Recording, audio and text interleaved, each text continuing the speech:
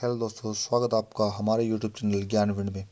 तो दोस्तों, मैं आप लोगों के लिए अच्छे अच्छे टॉपिक्स लेके आता हूँ जिनको मैं अच्छे से एक्सप्लेन भी करता हूँ। तो आप सब लोगों के दोस्तों डाउट क्लियर हो रहे होंगे, आप इनसे नॉलेज ले रहे होंगे। तो प्लीज़ आप दोस्तों इन कुछ वीडियोज़ को शेयर कीजिए, ज़्यादा से ज़्यादा जितना हो सके, किसी और का भी भला हो जाए। और हमारे चैनल को सब्सक्राइब कीजिए।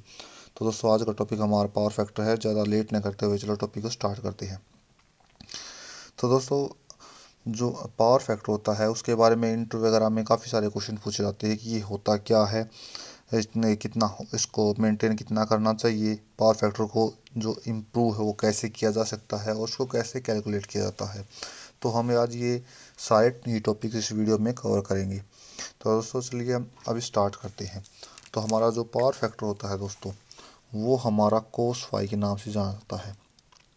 अगर आपको कहीं पर लिखा मिले कोस फाई, तो आप समझ जाइए कि वो पावर फैक्टर है, या फिर आपको बस पीएफ भी आप बता सकता है कि पीएफ मीन्स पावर फैक्टर। तो दोस्तों, ये पावर फैक्टर के बारे में जानने से पहले ये होता क्या है मैं आप लोगों को बताता हूँ। कि दोस्तों, जब भी हम कोई लोड लेते हैं तो हमारे पास उसके अंदर दो वायर जाते हैं, एक फेज का एक न्यूट्रल का। तो दोस्तों, जो फेज वाला वायर होता है उसमें से हमारी दो चीज़ें फ्लो करती है, वोल्टेज और करंट। और न्यूट्रल वाला उसके रिटर्न के लिए होता है। तो न्यूट्रल वाले की अभी हम बात नहीं करेंगे, हम फेज वाले की बात करेंगे। तो दोस्तों, जो इसके अंदर से जो वी और आई दोनों सेपरेटली, जो दोनों इनकी कर्व है वो दोनों ही जाती हैं, ठीक है, एक ही वायर के अंदर से।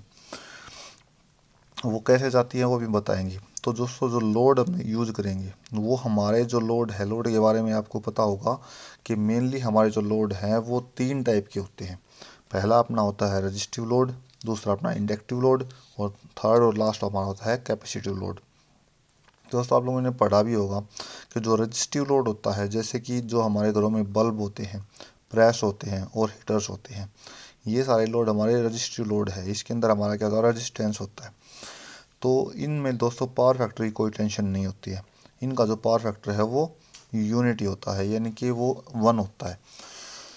तो दोस्तों, जो हमारे अलग जो दूसरे लोड है, इंडक्टिव लोड है जैसे और कैपेसिटिव लोड है, तो इनमें पावर फैक्टर की प्रॉब्लम आती है दोस्तों। जो इंडक्टिव लोड है, जैसे कि हमारी मोटर हो गई, तो इसके अंदर हम क्या करते हैं कि मैग्नेट यूज करते हैं, इलेक्ट्रिसिटी से चलने वाला। तो उस मैग्नेट के कारण दोस्तों हम इसमें जो हमारा लैग क्रिएट हो जाता है वोल्टेज और करंट के बीच में। और एस जो हमारा कैपेसिटिव लोड है दोस्तों, वो उसके अंदर जो है उसको हम लीडिंग बोलते हैं। इसके अंदर हमारा जो वोल्टेज और जो करंट है उसमें हमारा क्या होता है कि ये हमारा एक तरह से हमारा लीडिंग लोड होता है। इसके अंदर कैपेसिटर्स आते हैं। तो दोस्तों, चलिए बात करते हैं अब। जैसे कि जो रजिस्टिव लोड होता है उसके अंदर हमारा क्या होता है कि इस जो वायर में आपको बता रहा था, वी और आई दोनों ही कर्व एक साथ जाती हैं और इनके बीच में कोई गैप नहीं होता है।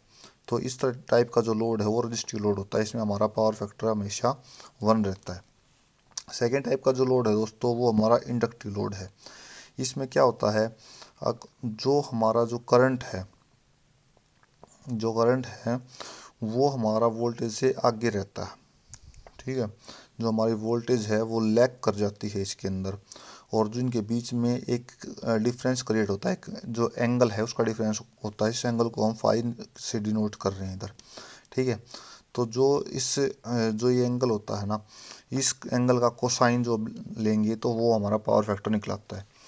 ये हमारा इंडक्टिव लोड में होता है दोस्तों। और कैपेसिटिव को हम इसको लीडिंग क्यों बोलते हैं, क्योंकि जो इसमें हमारा वोल्टेज होता है वो हमारा करंट से क्या होता है कि दोस्तों लीड हो जाता है, आगे चलता है वो। तो दोस्तों, जो हमारा इंडक्टिव लोड होता है इसके अंदर क्या होता है कि हमारा जो वोल्टेज है उसकी कर्व तो स्टार्ट हो जाती है, लेकिन जो करंट है वो उसके कुछ देर बाद स्टार्ट होता है। तो इसकी वजह से इन दोनों के बीच में एक डिफरेंस क्रिएट होता है। तो और जो एंगल का डिफरेंस है उसको हम एंगल को हम फाई को साइड नोट कर रहे हैं, ठीक है। और इसी तरीके से हमारा इसके अंदर होता है दोस्तों। इसके अंदर जो हमारा जो करंट है वो तो चल रहा होता है, लेकिन जो वोल्टेज है वो कुछ देर बाद स्टार्ट होती है। तो इनके बीच का जो डिफरेंस है ये भी हमारा फाई है। दोस्तों, जब इन एंगल्स का, इन फाई का जब हम कोसाइन लेंगे तो जो हमारा निकल के आएगा वो हमारा पावर फैक्टर होगा। तो दोस्तों, जैसे ये जब आपको बताना होगा इंटरव्यू वगैरह में, तो आप इसको ऐसे बताएंगे, the angle of cosine between voltage and current in an AC circuit is known as power factor. हाँ दोस्तों, इस बात का हमेशा ध्यान रखना कि जो हमारा पावर फैक्टर होता है वो हमारा एसी सर्किट में ही होता है। जो हमारा डीसी में होता है, डीसी में हमारा कोई पावर फैक्टर नहीं होता। इस बात का खास ध्यान रखिए। इसका रीजन क्या होता है, क्योंकि इसके अंदर हमारी फ्रीक्वेंसी क्या होती है, ज़ीरो, और इसके अंदर हमारी क्या होती है, फ्रीक्वेंसी। तो जहाँ फ्रीक्वेंसी होगी यानी कि जहाँ पर साइकिल हमारे बनेंगे वहीं पर हमारा पावर फैक्टर निकलेगा। ठीक है दोस्तों, तो ये थी हमारे जो पावर फैक्टर के बारे में एक छोटी सी इसकी डेफिनेशन की पावर फैक्टर होता क्या है। इस पावर फैक्टर में हमने लोड्स के बारे में जाना है, कितने टाइप के लोड होते हैं। तो दोस्तों इसमें और क्या जानने लायक बात थी, वो ये थी कि जो हमारा पावर फैक्टर होता है वो इंडक्टिव लोड में हमारा क्या होता है कि कम रहता है 1 से हमारा जो हमेशा है वो कम ही रहेगा। कैसे, अपना 0.8 है, 0.9 है, 0.7 है, इस तरीके से हमारा रहेगा। और कैपेसिटिव लोड हम इसलिए लगाते हैं ताकि हम इस पावर फैक्टर को इंक्रीज करके इसको 1 को नियर बाई कर देंगे। अगर हम ज़्यादा कैपेसिटर यूज़ करेंगे तो हमारा पावर फैक्टर जो है वो माइनस में आना स्टार्ट हो जाएगा। -0.8, माइनस का 0.9 और माइनस का 0.7, इस तरीके से। ठीक है दोस्तों, चलिए आगे बात करते हैं कि पावर फैक्टर हमारा होना कितना चाहिए। तो इसका आंसर तो मैं आपको पहले भी दे चुका हूँ कि हमारा पावर फैक्टर जो है 1 होना चाहिए।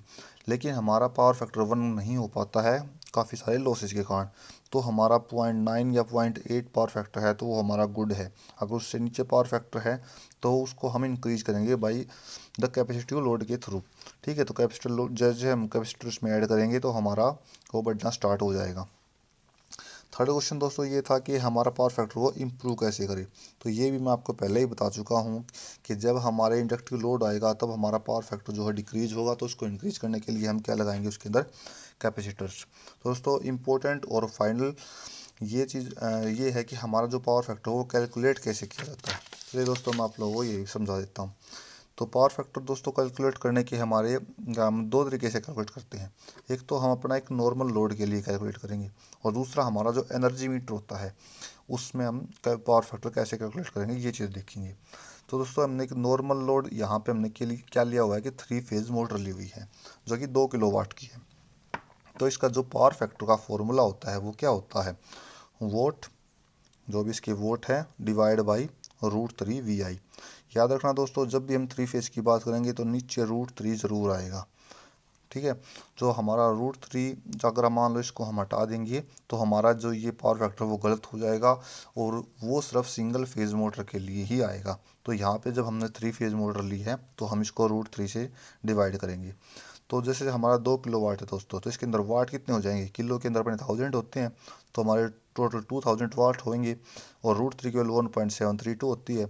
हमने जो 3 फेज की वोल्टेज होती है वो 415 यहाँ पे ली है, और जो हमने एग्जांपल के लिए जो करंट लिया है वो है 3.5 एम्पियर लिया हुआ है।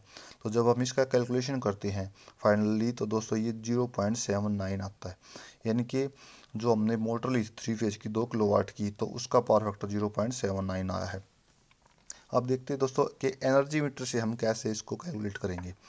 तो एनर्जी मीटर से कैलकुलेट करने के लिए दोस्तों एनर्जी मीटर के अंदर हमें रीडिंग्स देखनी पड़ेंगी किस किस की। एक तो हमें KWH चाहिए, किलोवाट आवर, और दूसरा हमें KVH चाहिए।